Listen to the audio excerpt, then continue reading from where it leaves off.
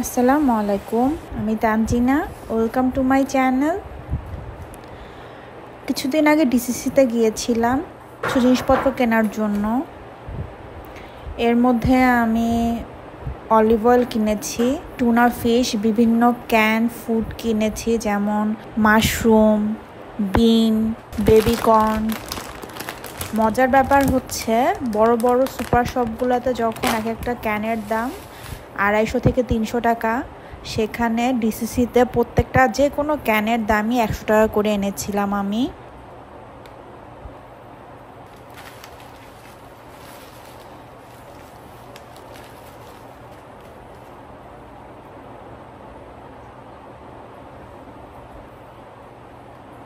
নুন আঁকিবার জন্য এই বেবি ওটসটা এনেছি। আমাদের জন্য একটা অর্গানিক ওটস এনেছিলাম। আসলে আমার প্যান্ট্রির অবস্থা খুবই খারাপ। আজ অনেক দিন ধরে আমি আমার প্যান্ট্রি গুছাই না। বাসার যখন কাজ চলতেছিল আমি সব যা পেয়েছি হাতের কাছে সব এখানে ঢুকিয়েছিলাম। এই জন্য এই প্যান্ট্রির অবস্থা খুবই খারাপ। আজকে একটু গুছিয়ে নেওয়ার চেষ্টা করব। এই কৌটাগুলোর কথা আপনারা অনেকে আমাকে জিজ্ঞেস করেন। এই কৌটাগুলো আমি অনলাইন ওয়ার্ল্ড বিডি পেজ থেকে কিনেছি। কোয়ালিটি তেমন ভালো না হলেও দেখতে সুন্দর হওয়াতে আমি অর্ডার দিয়েছিলাম। মোটামুটি বলবো কোয়ালিটি খারাপও না তেমন, আমার চলে যায়। আর কিন্তু এয়ার টাইট না, বিস্কিট টিস্কিট রাখার জন্য একদমই অ্যাপ্রোপ্রিয়েট হবে না। মশলা রাখা যাবে, মশলা, ডাল, এই টাইপের জিনিস রাখতে পারবেন। আমি আসলে ভালো করে একটু মুছে নিচ্ছি। আমি এখানে ভিনেগার পানি আর ডিশ সোপ ইউজ করেছি। প্রত্যেকটা কৌটা আমি মুছে নিব, মুছে সুন্দর করে গুছিয়ে রাখবো।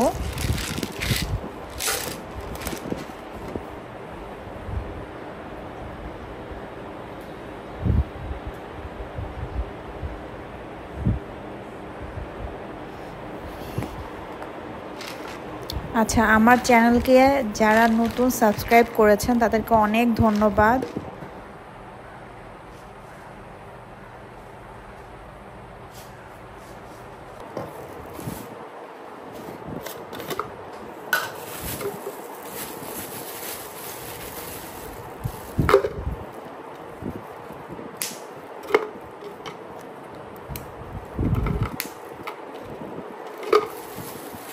এই কৌটাতে দারচিনিগুলো ঢুকতেছিল না, তাই ভেঙে ভেঙে ছোট ছোট পিস করে তারপরে ঢুকিয়ে দিলাম।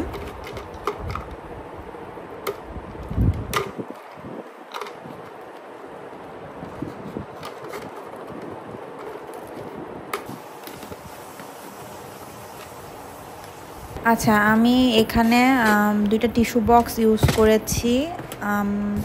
আসলে টিস্যু বক্সগুলা না দিলে কৌটাগুলা, পিছনের কৌটাগুলা ভালো মতো দেখা যায় না, তাই একটু দেখার জন্য, যাতে ভালো মতো দেখা যায়, সেজন্য আমি টিস্যু বক্স ব্যবহার করেছি। আর বাকি কৌটাগুলো সুন্দর করে আমি গুছিয়ে রাখছি। আর এই সেকশনটা আমার টোটালি এলোমেলো থাকে। চিন্তা করতেছি কি কেনা যায়। নর্মালি আমি এখানে ডাল, বিস্কিট রাখি, ক্যাট ফুড রাখি। ক্যাট ফুডের জন্য অবশ্য আমি একটা কৌটা অর্ডার করেছি।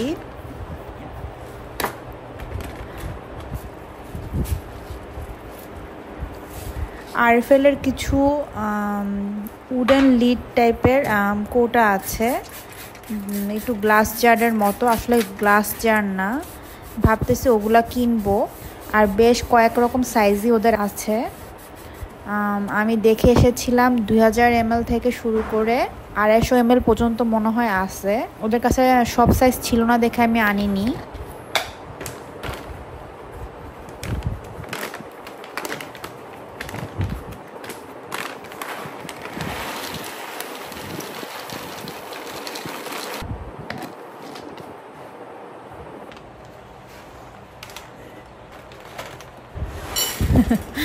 দেখেন তো, কাজ যখন তাড়াতাড়ি শেষ করতে যাই তখন কাজ আরও বেড়ে যায়। অবশ্য মুয়েজ্জা যে কয়টা বাকি ছিল নিচে পড়েছিল সেগুলো খেয়ে সুন্দর করে ওর বাটিতে খাওয়ার জন্য এসেছে, আমার লক্ষ্মী বাচ্চাটা।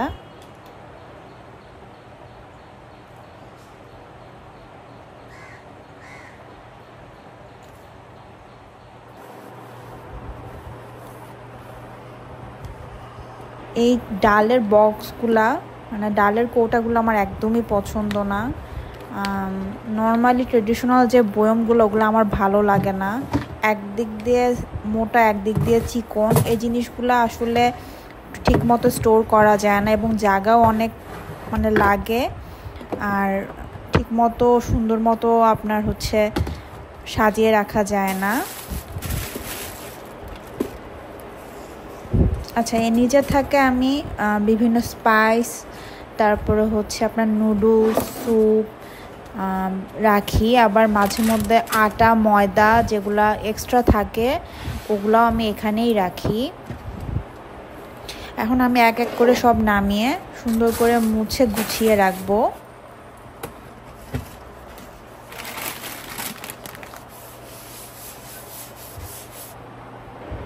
আচ্ছা, এইদিকে আমার ছোট মেয়েটা উঠে গিয়েছে, তাই ওর জন্য আগে ব্রেকফাস্ট বানিয়ে নিব।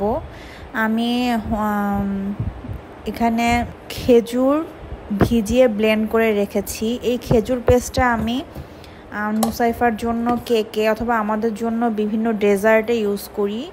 আর এখানে আমি নাকিবার জন্য বিটরুট সিরিয়ালের মধ্যে 1 চা চামচ খেজুর পেস্ট দিয়ে রান্না করে নিব।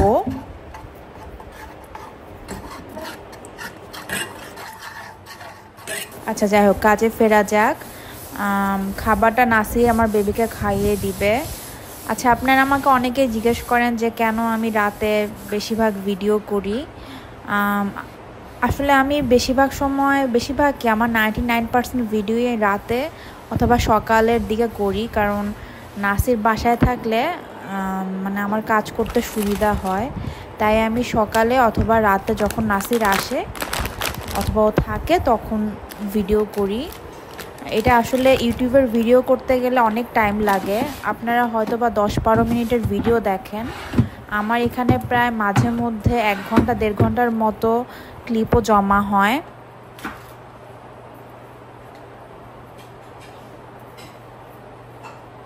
ক্যান টাইপের যে জিনিসগুলো আছে ওগুলো আমি সব উপরে রাখবো যাতে ইজিলি দেখা যায়।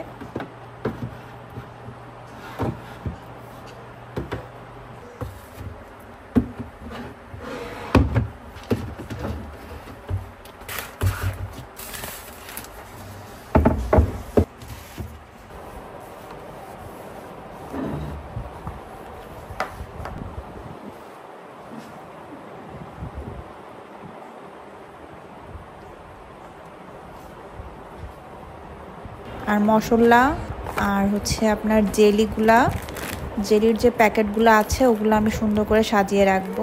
আচ্ছা, আমার মতো কে আছেন বলেন তো? বাসায় যখন ফুড পান্ডা থেকে কোনো খাবার অর্ডার করি, এক্সট্রা যে সসের প্যাকেটগুলো থাকে ওগুলো আমি রেখে দেই, ফেলে দেই না। মাঝে মধ্যে আসলে কাজে কিন্তু লাগে।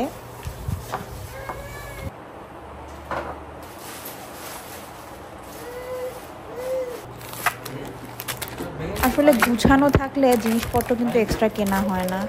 এখানে যেমন একটা স্প্যাগেটি আমার আছে, বাট আমি জানতাম না, আমি আরেকটা স্প্যাগেটি কিনে এনেছি। যদি একটু গুছিয়ে অর্গানাইজ ওয়েতে করা যায় তাহলে আসলে উল্টাপাল্টা খরচ কিন্তু অনেক কম হয়। এভাবে স্টোর করার পরও মাঝে মধ্যে আমি অনেক সময় ভুলে যাই, এক্সট্রা জিনিস নিয়ে আসি। মম ব্রেন বলে কথা, তাই না?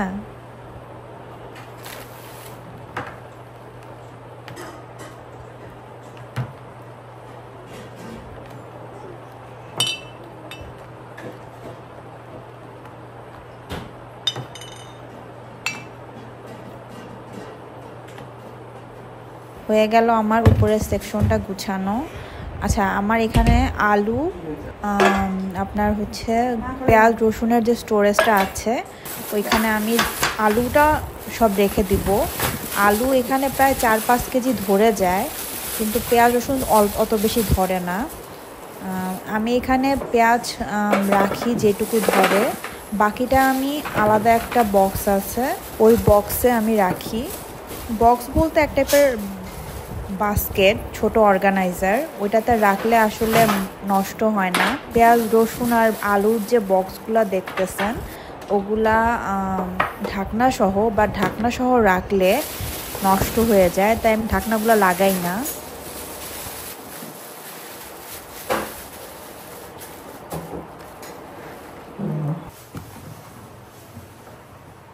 এবার নিচের ডয়ারটা আমি ভালো মতো পরিষ্কার করে নেব।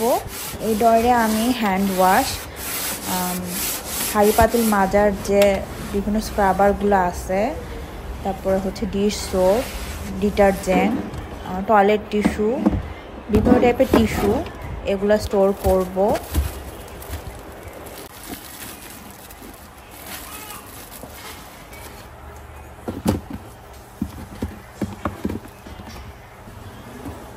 আচ্ছা, আমার এখন অনেক ক্ষুধা লাগছে, তাই ঝটপট একটা নাস্তা বানিয়ে নিব। আজকে কাজের জন্য নাসিরকেও নাস্তা করে দিতে পারিনি।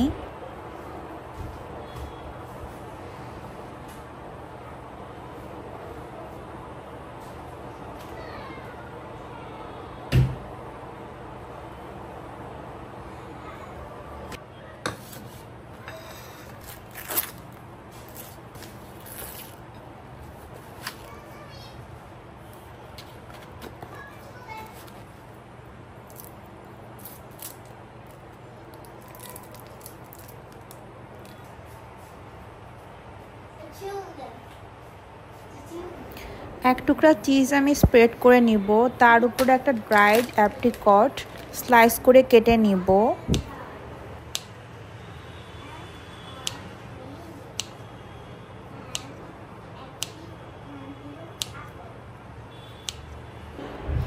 তার সাথে দিব আমি পামকিন সিড, সামান্য সেসেমি সিড, আর উপরে সামান্য একটু মধু দিব মিষ্টির জন্য।